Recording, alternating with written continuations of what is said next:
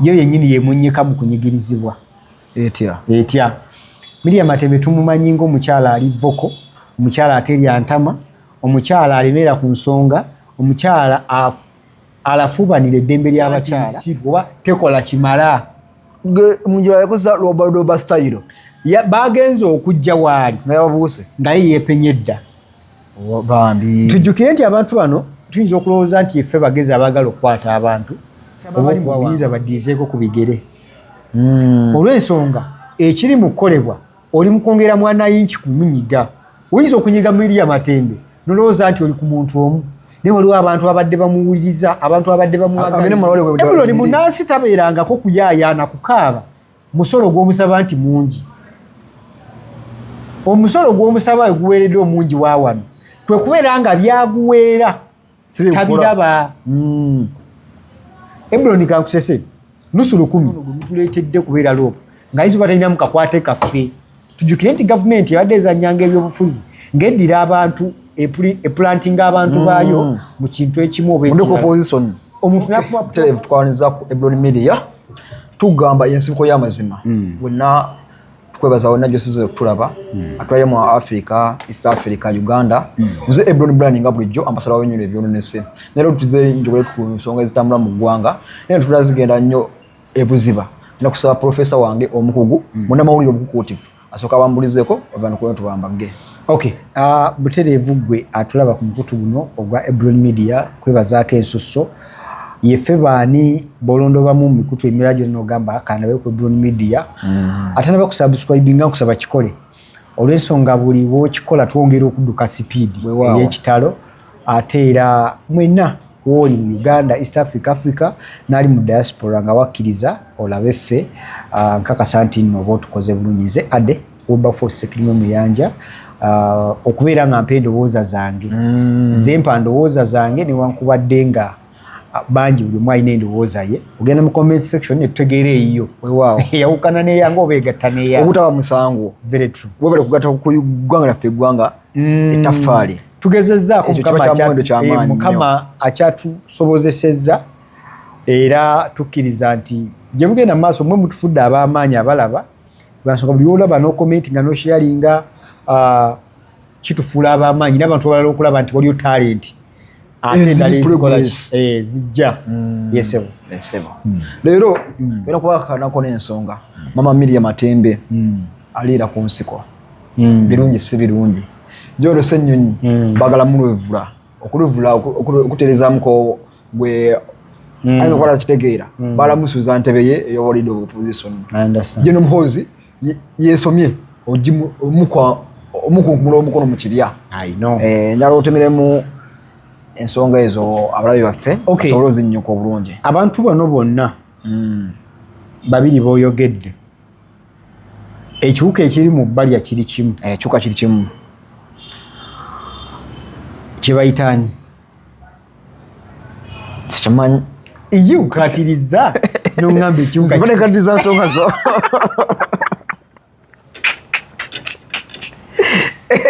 abantu bano bonna ekiwuka yinza kuba ekikubalya kolera muntu owa wansi ate ng'ensonga zezisimbyeko enkanda tuufu nnyo then n'ekiwuka ekibanyigiriza era kiri kimu kyekiriwo gavumenti ekiwuka kyebata gavumenti so munnayuganda agoberera emikutu gyaffe gino nsaba nnyo twekkaanyenganya ebintu gye byapeningamu nabagamba nti ekisanja kino ekya 2026 mpaka 2031 kisanja kyakyukakyuka kisanja kyakukyusa bukulembeze kati ekisanja kiba kikolebwa nga kyakukyusa bukulembeze suubira ebintu bino wammanga wajja baawo abanyigirizibwa naye ng'abanyigirizibwa abo bali abanyigirizibwa bakikolera bakigenderedde okuggusa ekyabwe okusawo ebyabwe Ebroni buli etubeera nga waliwo enkyukakyuka ezijja waliwo abanyigirizibwa waliwo nabakifunamu okugeza bwe bagenda kulima oluguudo awo boliwe bagamba edda pulaani yammwe yalimbi ne babasenda musabire mukema bega very true naye ate era waliwo abakifunamu nti ate basasulwa akasente akanjiko n'okusinga kikyawaddeyo so kati bino nanga bikolebwa tumanye nti kiva ku ki era lwaki kijja bwe kiti Miriam Matembe background ye yo yennyini yemunyika mu kunyigirizibwa etya Miriam Matembe tumumanyi ng'omukyala ali voko, omukyala aterya ntama, omukyala alemera ku nsonga, omukyala alafubanira eddembe ly'abakyala, eddembe ly'enfuga ya demokrasia. Miriam Matembe yaliko mu parliament ebbanga era bw'aba awakanya byawakanya abiwakanya ng'abimanyi. Yaliko ne minisita oba si minisita bw'aba awakanya byawakanya abikola akikola ng'abimanyi. Okuvaayo ssaawa zino n'aliira ku nsiko nalabye vidiyo nga yeewaana n'agamba nti intelligence yange nti nsigwa tekola kimala. Munjira yakozesa loba style Bagenze okujja waali nga yababuuse nga ye yeepenye dda. Bambi Tujjukire nti abantu bano tuyinza okulowooza nti effe bagezi abaagala okukwata abantu oba oluusi batubeerako a step ahead nti bagenze okutuukawo nga takola ki gwase n'okulaba omwami we Matembe bulijjo simumanyi. naye bulijjo omanyi erinnya lya mukazi Matembe era ng'omukyala gw'olaba mu mawulire, omukyala gw'olaba ku TV, gw'owulira ku radio, naye omwami we namulabye ng'annyonnyola kiki ekyabaddewo ng'agamba nti abantu bajja ne bamenya ne bayingira ne bamubuuza omukyala waali, unfortunately nga yali akoze eki ayiseemu, yali yeemasuddemukko. So ekiri mu kunoonyesa Miriam Matembe ono bibiri bye nkugambye bimufuula kyali, naye ng'ate mu ggwanga eddambulu kufa mu ggwanga eriri mu ddembe ebyo ate tebirina kunoonyesa Miriam Matembe, muyina kunoonya kutereeza biki byayogerako kyekireetera eggwanga okubeera mu opposition. oludda oluvuganya gavumenti, oludda oluvuganya gavumenti lubaawo okuwabula, lubaawo okubakuba mu tooki nti bannange mutugamba byakulikali kyambiteekamu ssente nnyingi naye projekiti ze mutadde mu agulikali kyokuyamba ku mulimi. Okugeza tusanga mulimi wa NAB ng'ali mu kuyaya n'ensigo ye, ensigo eri ku bbeeyi, byalima bifa, tayambiddwako gavumenti, akatale kabi, baba bali mu kuyambako okutereeza eryo essiga eritwala ebyobulimi okuba nga literedde.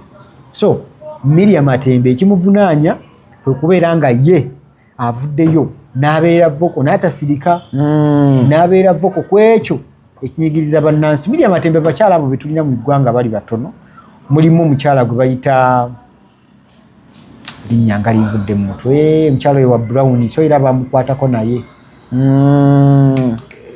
yaliko leader of opposition, si leader of opposition, waliwo omukyala awo wa NGO.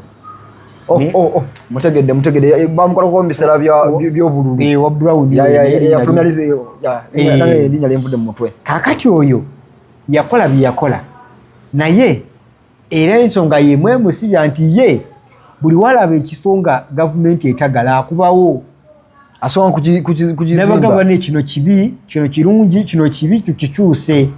Omulala agezako kikola kwali ali mu active politics nzo butamujja Cardiff ye Namboze bakireke engeri jazakolamu ebintu bye ekibi akyogerako bwaba wereddwa omuzindaalo wa microphone ajja kyogera.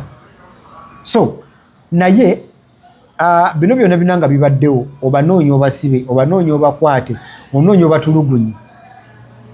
Miriam Matembe ayinza okubeera omu naye okimanyi bulungi nti Miriam Matembe asobola okubaamu ba Miriam Matembe abalala nga 10 nga bweyaludde ab'enkya. Kati gona okwata mpaka ddi? Lwaki totereeza nsonga ereetedde Miriam Matembe okufuukira akayinja mu ngatto? Ebroni tetulina bannayuganda tetulina kye twagala, tetulina kye tubanja gavumenti eriko. Ffe munnansi kyayagala is service delivery. Ebroni munnansi tabeerangako kuyaayaana kukaaba musolo gw'omusaba nti mungi. Omusolo gw'omusaba guweeredde omungi wa wano kwe kubeera nga byaguweera tabiraba. Ebroni kankusese nusu 10 bw'olukwata ne lukugwako tuyinza obutakuluma.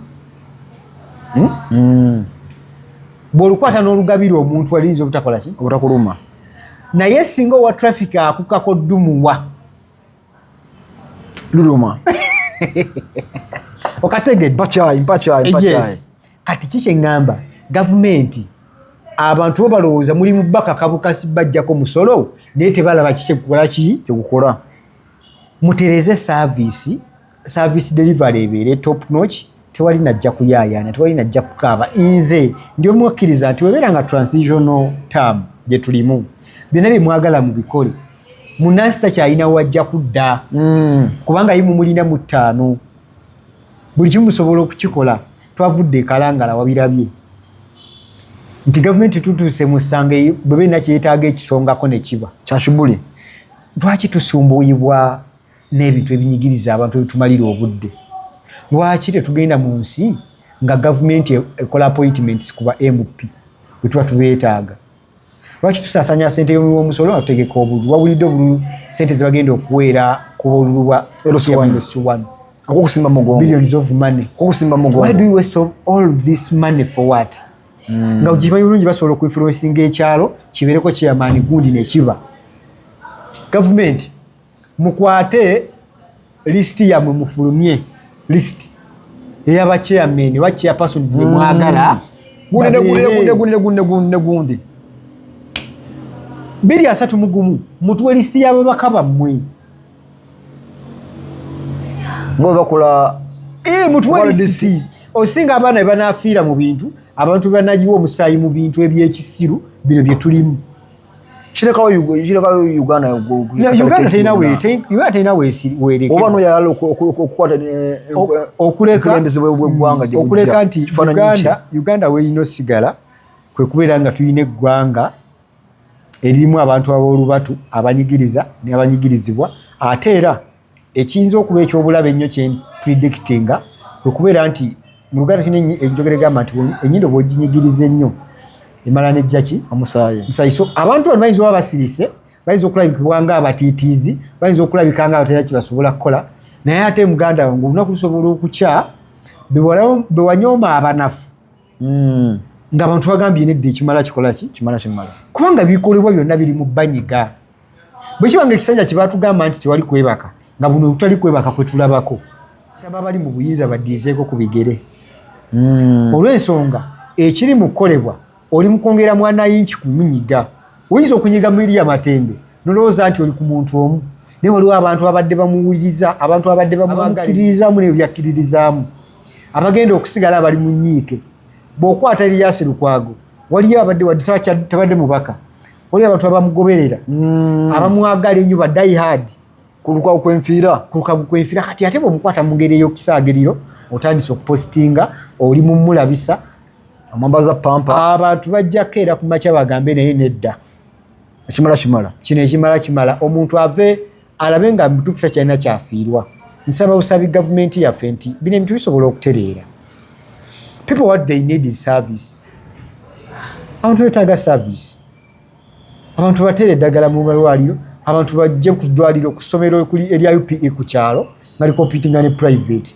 Buntu butono bayire bwati bwe babanja. Ebloni ngene mu ddwaliro lya gavumenti lya LC manya bayita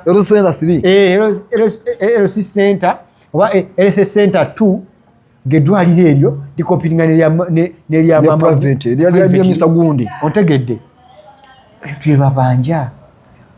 Omukadde wange ali mu kyalo alima akimanye nti bw'alima kakasooli kire ina ssente kweri so si kugirima otaddemu ssente mpitirivu nnyo ogenda okukungula nga ssente kiro n'ogira omutwalo n'ogitula nusu lusanvu gwe mujugula bajiguza mutwalo tuga mugitula nusu lusanvu. Abantu bye bayaayaanira. So ku kya Miriam Matembe nsaba gavumenti n'abali mu bunoonya omukulu ono omukyalo ono bakkirize nti ne munaamukwata kuba kimanyi waba mu ggwanga musobola omukwata naye ne munaamukwata Miriam Matembe ali mu bumatembe obumumerusemu buyitirivu obugenda omumeruka mu ye obuyitirivu. Mpozi mutugambe nti n'amakobera mugenda gagazi y'okusukka wegali abantu bonna mubakwate mubakola ki basibe. Naye ekitabo ekyo kino ne munaasiba abantu nga koze baleetera okusibwa tevuddeewo walayamu mukotakota mu Gaalumondo era tesobola kuvaawo. Esebo aweewaawo nebaza bakama bange abantekamu ssente basibeera bakufuka service and events bagamba beeyune ku lw'emikolo emirungi bakolera omukolo mawulaana batuge ogwogerako omukolo ogwo nakubagula bakumbaga y'amajanja. Esebo omukolo ogwo nakubagulako Ssaabasajja nga twanyulirwa mama waffe enamba z'essimu wezirawo ku screen oba kyaliyo ku TikTok yaabwe bafuka service events olabe basimu kukolako kaawo mbufu bwe bumwawo gyolose ennyonyi bwewaze omukyuza entebe ye CDF atabuse awenjudde amagye bajja mu mateeka naye era kajja kuddawo kenkugambye ekiwuka ekiri mu kuluma bonna kiri kitya kimu niyo omukulu oyo gyebale kyogere kolera abantu kokolera abantu munagamba free Eblon bannange bajja teekawo free Eblon media bamhoze genda mu maaso nekikyokola fa omuntu tusimira ddala tusimira ddala tereza eggwanga taata tereza eggwanga ali mukwera ali mutereza ggwanga naye engeri gyayezeemu wali oyezeeko oluggi ewaka nga neibali wali anywa kyayi oba anywa obuugi alya mmere n'ofumula enfuufu yamanyi kati gye mwezi olweyo lwokutte mukama wange lunene olweyo lwokutte oli mukwera mu ttuntu Salomon n'alumanya oli mukwera mu ttuntu abantu nga bali ku mirimu gyabwe oli mukwera mu ttuntu ng'abantu bali mu kulya bya misana anti mususo tulabisa okulabisa anti kyegambye nti ye opposition the fact is mwakkiriza ensi ebirimu gyoyita multi party system nga ebibiina ebyenjawulo bijja nebikola ki nebyesimbawo tukkirize tugaane ebyo n'oba olina obisuubira gyolose ennyonyi ekimuvunaanya abantu bangi bazze ne bakuba tooki aba opposition nga bagamba nti lwaki batusalirawo lwaki nup lwaki etteeka lino terikyuka lop n'alondebwa waakiri aba opposition bonna ne beetabamu naye tujjukire nti ennonda yonna yonna eronda balonda kibayita majority where majorities are like majorities takes it all obudde ono nup yesinga ababaka yes ne betugamba nti tugende mu kalulu ka kulonda era nup ebaluvula era nup ekola ki ebaluvula kubanga yeyina numbers mu opposition FDC bwe nejjanga yeyina numbers yasibeyo letani lop wabula ate fe abalabire wala ki kye twalabye ekiri mu kuyayaana abantu bano balete etteeka lino kwe kubeera nga bakozesa enkola gye bakola ey'oggulirira batya ojja kulaba ku babaka ba nupu 48 nga akalulu kazze ng'owa nupu gwe baleese afunye obululu 3 18 libuliddeawo nga liri bwe liti because bakimanyi omunayuganda ku ssente kwakola ki kwatava kati ekyo bakyesunga nnyo naye wano lwaki tebabadde na chance nti ekibiina ekisinga ababaka omukulembeze wakyo asobola otuula n'agamba ono gwe mpadde obwaki ono nzaamu ensimbidde very true gwe mpadde obwaloopo kati kibaluma tajja kula byamandyanga ekyokubiri bagenda okebera mu DNA ey'omwana ono gwe mutuleetedde kubeera loopo ng'ayinza batalinamu kakwate kaffe tujjukire nti gavumenti ebadde ezannyanga ebyobufuzi ng'eddira abantu eplantinga abantu baayo mu kintu ekimu oba opposition omuntu nakuba propaganda nyina abantu bendaba naawe gwe kyemmanyi alaba olina bolaba ku TV era akuba kikopo kya nuupu ekyakuba kya FDC lulina akuba ekyenaali mnokakoleraani buli kadde bajjako adeefe kakati bweraba nga loop bwe mulina temulinaako oluusi kakwate kamusemberedde nakubeera nga esobola omukozesa byeyagala etuuka nabanga eri ku mbeera etali nnungi. What they need is to create someone oba kufuna loop tujjukire nti gavumenti esobola okuinfluencinga ebintu byonna naye mugamba nti mutegeka bwakabaka bwa nnono esobola okuinfluencinga era kabaka oba omugabe oba kyabazinga obaani nebatukola bweti nebanga etaddewo omuntu gwayo gwekola ki gwekakasa oba siki nekuzizika depute we anagusa mission zayo kyebayita okwenywereza mu buyinza n'okubeera nga oyagala okubeera nga odominatinga eggwanga mu ngeri emwenda naye nga bwenkugambye this is a transitional term tugenda mukyukakyuka kyova olaba ebintu byonna byonna ebikolebwa tebiri ku order ya sevo mu public PRU bakutereddewo embeera nti ono omwana kati eno order bw'abanga ali saawa zino ali mu kusaggula ajja kusobola okukola ki okuyigga kati akutereddewo engeri gy'ayigga nga ne taata akyalaba so ekintu kyonna byonna ekikolebwa ssaawa zino ekiriwo mu nsi yattu Uganda kyakutulaga nti tusobola okukyusa obukulembeze ne budda mu mikono nga n'emikono gye bizzeemu mwagimanyira dda. Weewaawo.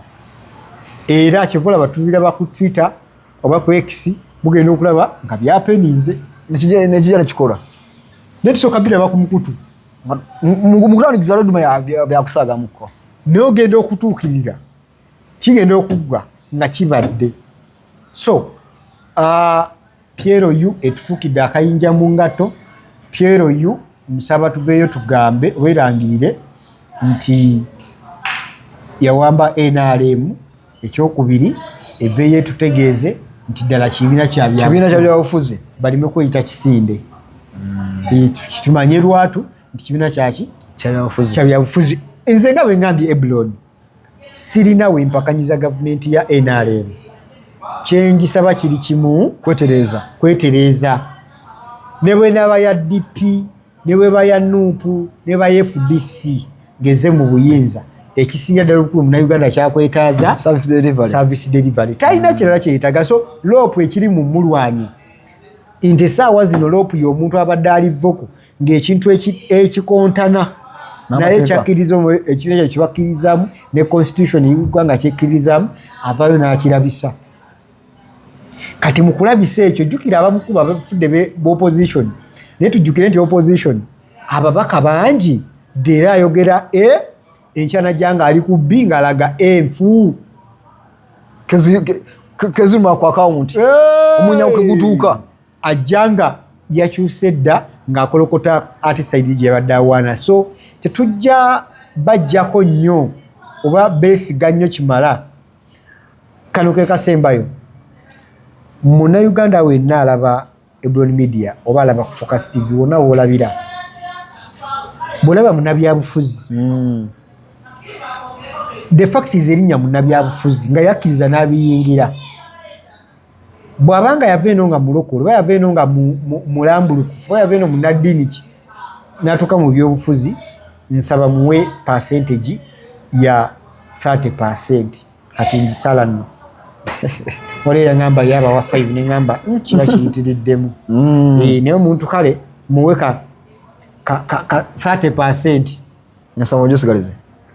Eblon bw'owa omuntu percentage ye entono mu bwesigwa obw'omuteekamu you will not be disappointed. Bw'anaasala eddiiro n'addeeyi tekijja kuluma twakisuubira. Ate n'ekirala bannabyabufuzi guli muzannyo. Omuzannyo ogusobola okudda okuziba abazannyi ne badda eri ne bateesa ng'egye banaazannyamu enkya. Kati munnabyabufuzi muweeyo katono leme mwemaliramu nnyo. Nsaba weemalire nnyo ku mulimu kuyingiriza ssente we nnyo obudde ka 30% kateeko mu byobufuzi oba obyagala naye leka kwesiga muntu wabula weesiga endowooza. Bw'olaba omuntu ng'agiteekesa mu nkola endowooza yo beera naye tambula naye nga bwe nkugambye nti kiringa bw'onooba otambula ng'odda ewaka ng'ovudde mu takisi otambula n'obaako omuntu gw'olengera muli muka kolido mutambula buli omu aba yeekengera munne enviiri nzikuva ku mutwe ali mu maaso yeekengera ali emabega omusajja tayimirira. Kati yengeri gyonna otambula mu munnabyabufuzi okubeera n'eddembe. Otherwise ojjako era ng'omusajja gw'obadde weesiga gw'obadde ogoberera ennyo enkyanga ali mu kwogeza birimirimi. Abalabako ku kisaanyi kiwedde bajja n'amaanyi bali ku radio ng'ensi batya osobola kulinga bonna batumbula Bashiri ebyawunzikira weewaawo. Nina omusajja wange ejja mwogerako ku buli show omusajja bwentanga basajja mivule baali b'amaanyi abasajja abo basajja mivule mayogera ensi yonna nekankana. Tuvuga livanso batugenda mu maaso ensi yattu okudobonkana bwetyo muzi yakalabako yakayimbako. So otherwise byebyange Eblon weewaawo mubadde balabe baffe balungi nnyo okutandikira gye twasimbulidde paka obudde buno tetujja kulema bajjukizanga Focus Service and Events banoonye okukola emikolo gyo omukolo gwebiseera gukolebwa omulundi gumu tegudibwamu kuddibwamu leka memulezo ziwa abantu baguzanyiremu nina Ebron omusajja yakubira nangamba bannange focus nina omuntu yajja nakuba ebifaananyi kati ngenda mwaka mulamba bitwala eri ebbanga konze nedda mu focus twali nako 10 okuwa ebintu byo yakamba yiyi ng'ate namusasula zero balance wewala abantu w'ekikula ekyo omuntu akuwa business card nga teriiko address mwinako bakakola endagiriro nga tekuliko address kati nakugamba kizimbe nti genda ku Mapeera Plaza wenjasangibwa so wewala abantu b'ekika ekyo genda ku nga bwegambye genda ku TikTok focus event services noonya laba ebintu bibazze bakola omuntu nga mufere ebintu baba gattagatta bigatte labayo emikolo gye bakola ki obujulizi weebuli so ne bannaffe aba focus graphics and branding bo bagamba nti beeyune bakolere corporate t-shirts corporate uniforms omuntu olabikire bwoti mu uniform yo ey'omulimu omuntu akulaba agambye bebakola bebagundi nga bwongoli wekola Ebron Media toyogera agwe wali oŋŋamba juzi wali ogenda mu press conference afande nga bali mu kucunya abantu abayingira jakufuna okutuuza nagamba oyo munnamawulire so oyita wano naye nga just wakozesa t-shirt nogibrandingako so alina omulimu gwonna tusaba brandinga obire nga weetereeza mpozi ate era katono nnyo bannaffe aba bicycle kick omusajja juze erinnya lye ery'ewaka ovuga simaka nagamba era kagoja kato yennyini akugamba nti lema kubeera eyo wekwasenga World Cup we bakubye goal 5 olaba mu ddiiro olaba bulungi tiimu gyobadde owagira nga Bungereza ne bagikuba goal 5 TV ey'omu ddiiro nogira bulungi nnyo nomala nogolo lumbagana ne TV y'omu kisenge tujja kusukawo nyaawo nze Ebron Media nga bulijjo masala binyiro yonesa ifanawo